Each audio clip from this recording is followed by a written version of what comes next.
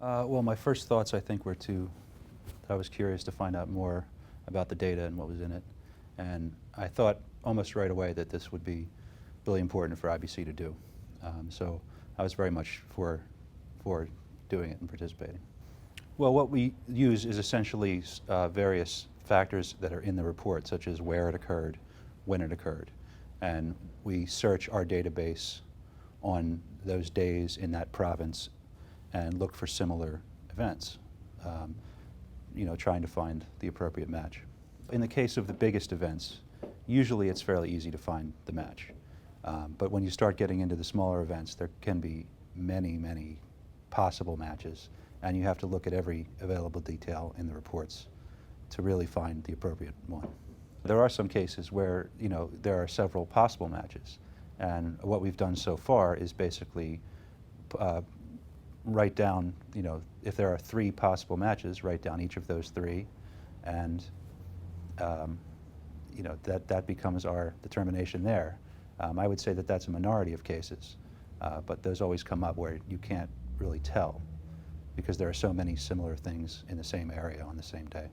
So the largest things tend to match most of the time. Sometimes when you're looking at the biggest incidents, it can be in the range of 95 to 100%. But when you go down into the smaller cases, then that can drop to 70%. Depending on whether you're talking about matches of deaths or matches of incidents, it can vary, sometimes lower than that. But the most often case where things are new and can't be matched is in the cases where it's 1 or 2 or 3 people killed in the regular daily events like shootings, checkpoint killings, things of this sort that often go unreported.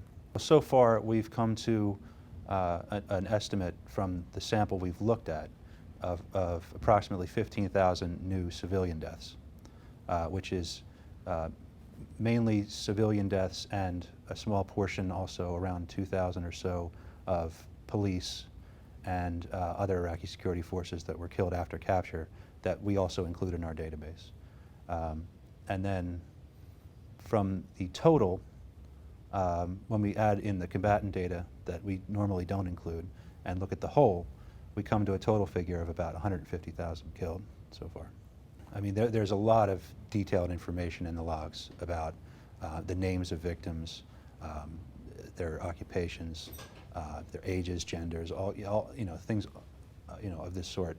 A lot of details that were not present. I mean, one case that we put in our report is on one day in November 2006, we had a report of 35 bodies found over the course of November 1st, 2006 in Baghdad, which had no details about any of the victims and only had a general cause of death where people were executed by gunfire.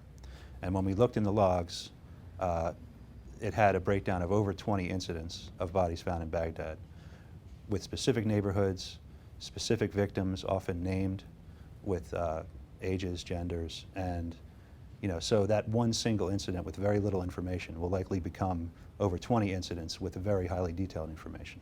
In our case, we're adding the names of people who have been killed. So in this instance, we don't believe that that poses a risk when someone has been killed. We never publish information on living victims or informants or anything of this nature. So on that issue, I don't believe that we're going to be publishing anything that would require red action. And we never publish any raw data. Everything we have published has been processed by the IBC team to have the details that we collect extracted and published in a uniform way on our website.